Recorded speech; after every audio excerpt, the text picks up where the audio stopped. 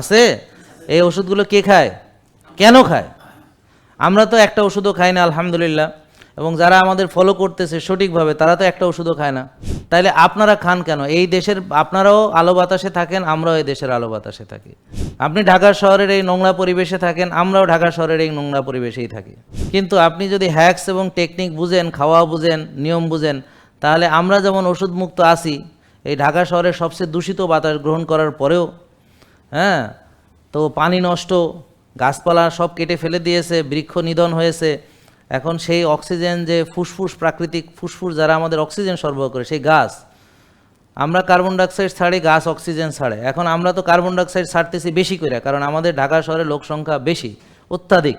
সেই তুলনায় গাছ সব কেটে ফেলে দিয়েছি যেন এরা দম বন্ধে মরে যায়। তো দেখ, আমরা এর ভিতরেও এখনও তো ওষুধ মুক্ত থাকতে পারতেছি। তাহলে আপনারা এখনও কেন ওষুধ খান?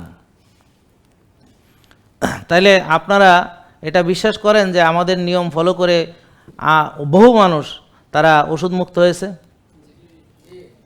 হ্যাঁ, করেন এটা? আচ্ছা, তার মানে কথাটা মিথ্যা বলিনি।